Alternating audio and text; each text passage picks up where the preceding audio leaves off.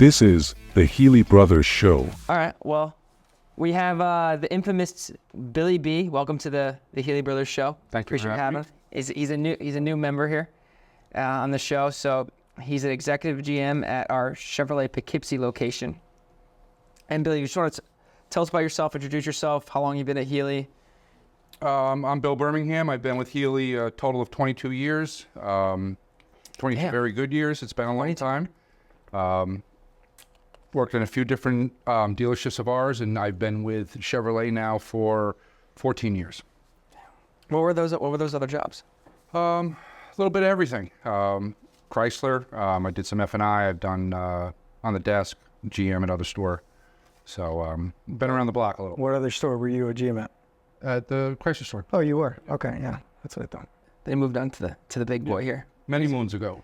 Yeah. We just had Chris on the other day. He was talking about it. Yeah. So. Yeah, he said he took over that store in 2018. Yeah, I couldn't believe it's been that long ago. Oh, yeah. I feels like it was like 6 years. That's when the product was hot. Right. So, you just want to tell us, what are you driving right now? I drive a Silverado. All right.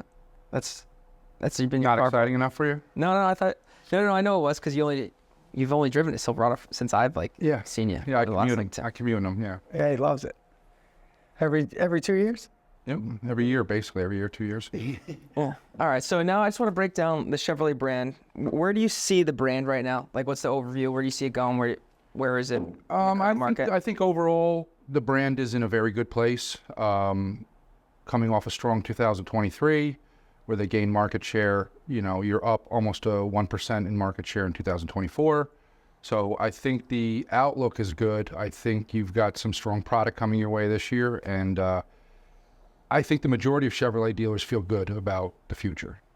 All right, so let's break down some of the models. Where are we doing well with models, or what's Chevy doing well with models? What are we doing well with models? If you just want to break down a few of the models. I mean, our hottest cars right now our hottest vehicles are Trax and Trailblazer. You have a combination of affordability, good technology, styling, fun, exciting vehicles that appeal from anybody, from a young first driver all the way up the gambit. So it's a fast mover for us. We can't get enough of them. What about like the Tahoe and the Traverse and all those? They're always steadfast, vehicles in our lineups. The SUV market is kind of where Chevrolet, earns everything. It's a strong breadth of product. You have like 9 models when you count the 2 EV models. Tahoe and Suburban are diehards that have been around forever and will continue to have staples. their place. They have to be. People need that size and that utilitarian purpose in a vehicle. Even if you don't need it, do I just still need? You want the to. size? So yeah. All right. So that being said, our hot models are the smaller SUVs, the crossovers. What's the reason? Is it just the price point right now, or Affordability is a main factor. You have two vehicles that are not entry level as far as technology or equipment or safety features at an entry level price.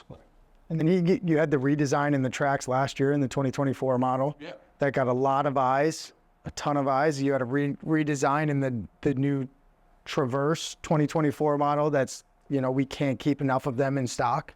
They're pretty much pre-sold before they even get here, which is great. You just have a lot of good things happening in Chevrolet. Of all the GM brands, when you look at Chevrolet, you're looking at the entry level for GM as a whole, right? You got Cadillac, that's their high end. You got GMC, that's above, Chevrolet. So you couldn't be more bullish to be at that entry level price point in an economy that's kind of tight. Yeah, I know when we went to that meeting in Vegas too, is their price points are spot on. So what are they really competing against right now? Where's those two vehicles? Like, what are they really going after? Are they going after like Toyota brand, or just are they sticking with the domestic? I think they compete with everything. I think they play out of that segment a little bit because the Trax is offered in a front-wheel drive model, so it competes against those existing cars. So even the imports and stuff like that. And imports, and then it's also in an SUV style. And the Trailblazer is more of a traditional, compact SUV in an all-wheel drive model. So what are some other models that are directly competing with, like the Trax, and what'd you say? I would say the Trax will compete with anything from like an Elantra to a RAV4 to like a RAV4. I think they start at what, 21, high 21, 22 grand, something like that. Decent comparisons too. Yeah. I mean, it's the perfect, budget friendly car, that vehicle. Yeah. It's been nothing but a success for us. Right. And I think it looks amazing. And then how is Chevy and how is Chevy pushing? What are they actually pushing right now? Are they pushing that model? Are they pushing pretty much everything, or where is their focus? I mean, they certainly play in that SUV market, and they are pushing that compact with a lot of, especially on the two coasts, advertising push. And then you got the launch of their Equinox EV, their Blazer EV, and their Silverado EV that we just got our first one in and already turned around and sold it. So That's an actual comparison. Oh, look at that. Professional, Nikki. So you see like starting prices, miles per gallon. right, so it starts at 20,400. Yeah. All right. Wow, it's. Yeah, there's not a better value in the car business than that new track. I mean, all you keep hearing on all the third parties, like Chevrolet's positioned themselves so well with pricing. Even though the higher models like Tahoe is expensive, but what's not expensive in that size right now? So how is the truck doing with pricing, like compared to the F Series and the Ram and stuff like that? I think they're all trying to find their place in the market. None of them are substantially discounting, either from rebates or from dealer perspectives generally. So it is still kind of a tough area, especially in our market, the fact that we were such a heavy lease on trucks penetration, and the lease is not as competitive as it has been. So Are you seeing it more and more, or is it getting better for the Chevy brand? it's really not getting better. It's still in where it was. It's still not good enough. Yeah. And then how are the rebates? Are they coming out in plentiful, or They're how's that not looking? plentiful. They are competitive, but not plentiful. So you're seeing a very comparable price to the F Series and the Ram and stuff like that. So Yep. So talk about that. How is inventory right now? Because I know Inventory is as high of a level that we've had since pre-COVID. So we do have inventory in most models. You have new models that are coming out that are still being purchased prior to hitting here. So there's not going to be a plethora of inventory with Traverse or some of the other models. But as far as truck inventory, we have a tremendous amount of truck inventory, and almost everything else we have a full. and that's like across the board for most Chevrolet dealers. Yeah, I would say inventory levels are post-COVID high. And in our area, I'm sure we have more because we're a higher volume dealer, us and the other Chevy stores, so there's shared inventory. Correct. All right, so I would say as a whole, though, when you're comparing it to some of these other brands, they're doing extremely well with managing their market day supply. Now, that could be because their portfolio is so vast that they produce so many cars for, Cadillac, GMC, and Chevrolet. But as a whole, Chevrolet's month day supply is very, very strong when you look at the market share. Yeah. when that report came out, it's much better than some of the other OEMs. That would. Yeah, they're doing a very good job managing it, which, in turns helps your dealer and in turns, keeps customers. Are we getting those affordable trims? Or those? Sure. Yeah, we order to fill the needs. Oh, do we have like on the lot, or is it they're going like? We have everything. We have from the entry level all the way up to the fully, high country edition. To the super luxury trucks on 100%. trucks. All right, so I know we touched on EVs slightly, but you keep hearing Mary Barra, the CEO of GM, always come out and talking like EV's the future, which we all agree with.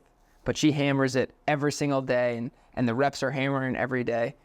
What are your thoughts on where that is? And then if we'll just go over the EV lineup that's coming out, because there are exciting products that are coming out. You have like the E-Bright, which is awesome. It's going to be one of the most badass vehicles on the planet, to be honest, with speed and miles. But if you want to touch on that. Yeah, I mean, Chevrolet's position obviously is to stay the course of going full electric, where a lot of manufacturers are pivoting to the hybrid model again. I think Chevrolet and Mary Barra believe that the end game is full electric, and that it's probably the better part of a decade to achieve this in this country, and that they're not going to take their foot off the gas. They're going to continue on that path. You're going to have resistance from consumer and probably shareholders, since the buzzword is, hybrid technology. But I think they do plan to stay that course, and I think Chevrolet's going to show that and prove that with the models that they have coming out. You have an amazing Blazer EV in showrooms right now. With a great payment too, you can get it. With a strong payment, good support from the factory, good lease payment. You have an EV Silverado that just hit the showroom. Did we get one yet? We are one of the first dealers to get one. Sold it and ready to take delivery. Hopefully we got some video of that, Nikki. It's right outside, right? That hasn't been delivered yet. Okay. Out of state. So we'll go take it for a quick spin. Yeah. A 24-inch Ren. I'm not driving it. It's amazing. It's amazing. It really is impressive. You've got the Equinox EV. It's in showrooms right now. We're selling right now. And these are very powerful, very, well-equipped, beautiful cars. They've done a good job with these. This has been years in development. This whole battery platform has been years in development. So I think you're seeing the proof when they start hitting the showrooms what this thing is really going to be like. And do we have the hybrids available? We really don't have a hybrid model. Yeah. Like That's I said, they're that's why staying the for the course, consumer, yeah. and we're staying full EV. Right. Yeah. They did come out with the statement, though, that I think by 2026 or 2027, they will have a plug-in hybrid. That's across all GM brands. I think they said that, right? I think so, yeah. So they're going to try to they're going to try to capture that transition as it's going. Yep. So, that being said on EVs, and they have some cool product. The product looks cool as hell.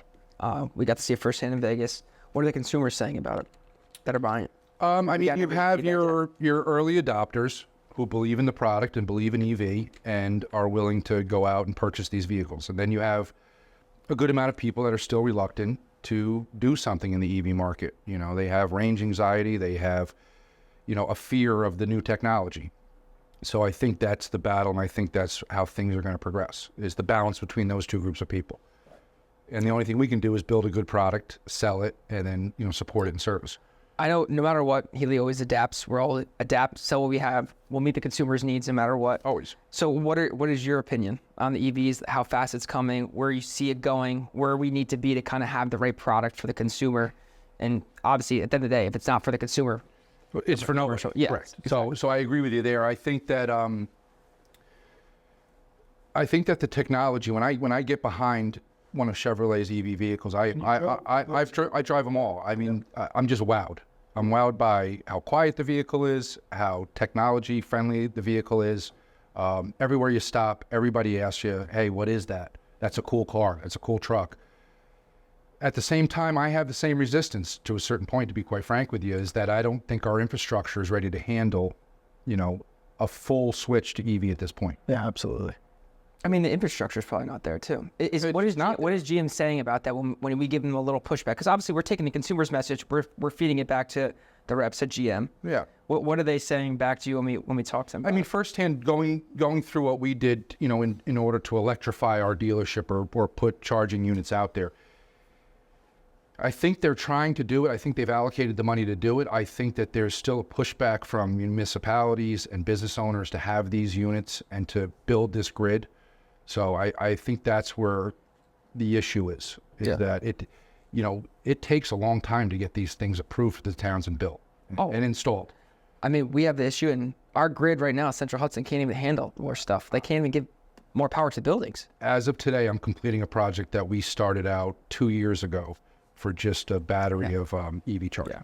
So, and also on the same side, the ICE vehicles, they're so efficient nowadays. Like they're 50, 60 miles per gallon. Yeah. Like it's crazy how efficient they are. So it's not like you're burning through gas like a madman, and you have a little peace of mind. All right. So now on to the consumer. Consumer walks in the door. What are they really looking for still? Are they bringing it up, or are they just going full like, hey, I'm here for a Silverado. I want my ICE engine. I mean, consumers in general, they want the same things. They want, more space, better styling, more technology. Same payment. At the same time. Yeah. So how are we handling that? What are we telling consumers? How are we informing them about the product, and how are we informing them about the payment as well? I mean, the good thing with Chevrolet is that the breadth of the lineup is so large. So there is something for everybody, whether they move and you can transition between vehicles. So you might be driving a small SUV and then a midsize SUV and then even a large SUV within Chevrolet's lineup as your lifestyle changes, as you mature. So there's constant movement within the brand and model's capability from the consumer standpoint. And I think Chevrolet more than ever now is on a more rapid pace from design to actually getting a vehicle in a showroom, and I think that's key. I think you need to refresh these models every 2 years, constant upgrades in technology, and then just give them more purpose. Yeah, and that's what you hear about Tesla is that their lineup has become stale. They haven't really upgraded, and that's, people are switching out of a car. They hope for new features or new look, and they're not getting that with Tesla. Whereas GM is just year after year they're coming out. The manufacturers that have made the greatest strides are on a 2-year refresh on almost every model. Right. So within 2 years, that model has to either get a minimum of styling refresh as well as technology, I mean, technology's changing even faster than that. Like in their company cars, like people want their cell phone in their cars, like fully automated everything that your cell phone can do. And that was one problem with General Motors, is that because of the size of that entity of GM, they were slow from the drawing board to get a vehicle out, where some of the newer manufacturers, Hyundai and Kia, and some of these, upstart manufacturers in the last decade were much faster and beat them to the race. I think now GM's more strategically aligned to get that product out fresh faster. There was just a podcast on CDG about Rainey Parker's on Hyundai. He goes, you have to have a sexy design because it has to meet the customer's needs. You have to refresh it at all times. Like if it comes quicker, the customer needs to stay attached to it. It's like anything in life. Sure. You have to be attracted to it. We're the ultimate consumer. We want it now. We want it fast, and we want it new. And we want it to look good, and we want to look good in it. So back to the question. I know we have two of the best sales specialists in the whole organization here at the facility. What are we doing, or what are they doing for the consumer to help them understand that big price difference? Because the payment is going up. There's no way about it. Everything's more expensive. Your eggs, your milk, and we talked about this multiple times. There's no way around it. Everything you do is more expensive now. So how is that conversation going? And how are they handling it? Obviously, it hasn't slowed them down. They do a great job. They always have perfect reviews. So I think it's been easier as of late. I think if you were to look back 6 to 8 months ago, 6 to 8 months ago, maybe a year ago, when you saw the rapid increase in interest rates, that was very shell-shocking to just about every consumer walking through the door. And that's a major, component of this. The rate is the rate issue.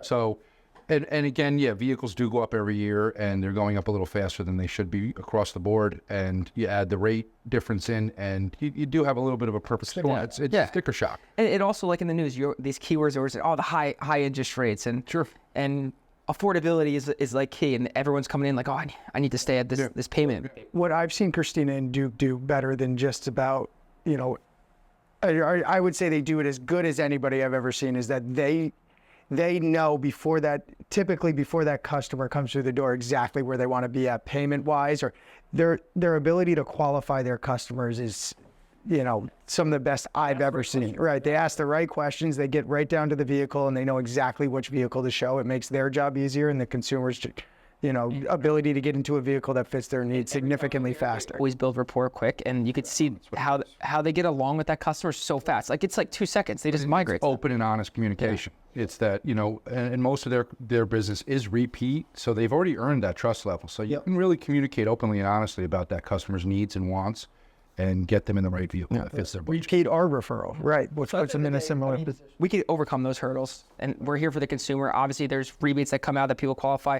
We work with OEMs to get better rates as well, to help them subvent those rates. So there's an opportunity out there. It's not unaffordable. We have this big line, probably the biggest line in the industry, right? Yep, is so. Chevrolet? Yep. I think it is. You said 9 models. Yeah. I bet you're seeing people transition from that Equinox into a Trailblazer because maybe it provides them at this point in time more affordability. Sure. And you watch it a lot. You watch people go from a Trailblazer to a Trax, and then you'll see the other side of it, where you watch somebody go from an Equinox that had 2 kids to a Traverse because they just had a 3rd kid. You watch it go both ways, but for the most part, you're seeing a lot of people, might. So if you were looking 5 to 10 years ahead, what would you tell a consumer you see Chevrolet going? I think in terms, I think the big question obviously is the EV question. Yeah. Do they really burn all their ICE vehicles and get rid of them, or? I think for the most part, the answer looks like yes, that is the way that they're going to go. So in 10 years, probably. In 10, this is a decade long, So I do think that you will see the majority of vehicles produced will be EV, without question. And they've got some exciting product coming very soon to see. You'll see that. I believe the Silverado EV has up to 440 miles on one charge. And that's not propaganda. Up to 440 miles on one charge. That's been proven and now we're Mr. Musk. You say 600 miles, it would be 200. Right. I mean, GM and Ford were doing it too at one point. Everybody did, but it's environmental. It's the conditions where you're driving it. It's the temperature. I remember when you lied about your miles per gallon and what your vehicles would get, and you get slapped with a big fine. Now it's just like totally. Yeah. Now you could just tick up range, but the Silverado is extremely impressive. It's a big vehicle. Big vehicle. I know. I gotta go see it. Did I miss it? Is it right out front? It's right out front. Must be blind.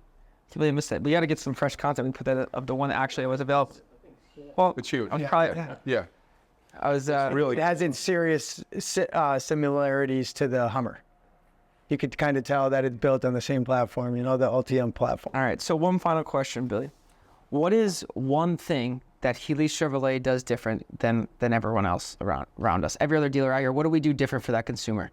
I think from the minute we meet or greet you, I think that, you know, we treat you, and I know everybody's going to say we treat you like family, but we do want to get to know you. We do say that a lot.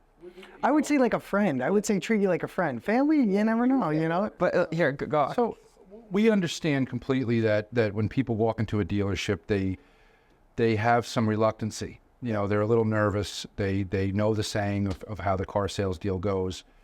We just try to break that barrier down real quick, you know, because at the end of the day, that's what we need. We need to get to an open, honest conversation, help them establish the best vehicle for their needs, and then do our best job to get them in there, because we need them in sales, we need them in service, we need them in parts.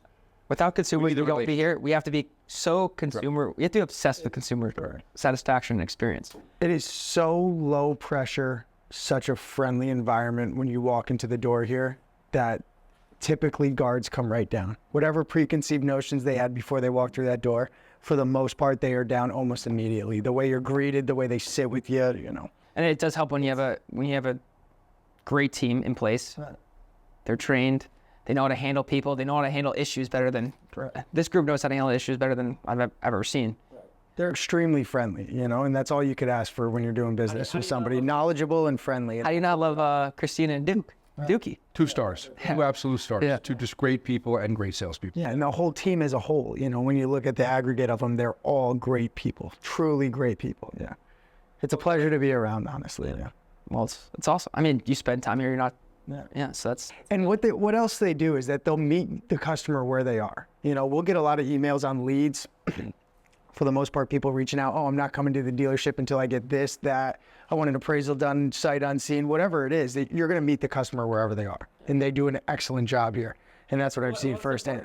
We have to make sure it's easy for the consumer. We need to help them where they need to be helped. You work deals over the phone. You do, you know, you'll take deposits, at their speed. You just, They want to restart something. If they work so hard to get where they are, they don't want to be like, oh, we're going to start over on this. Like that's. I can't tell you how many deals we work on the phone here and close a deal. Days of telling a customer I can't do anything Oh, for you. don't even get me started.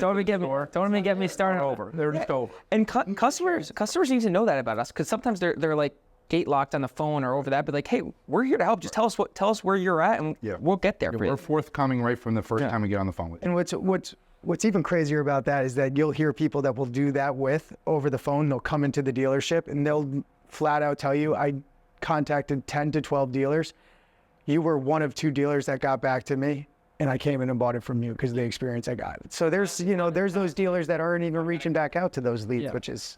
I mean, we'll talk to everyone. Our managers will talk to anyone. So at the end of the day, Chevrolet's got some great products, 9 different models for consumers, affordable all around the board. They did such a great job pricing themselves, and now they're really competing with those imports, which is huge.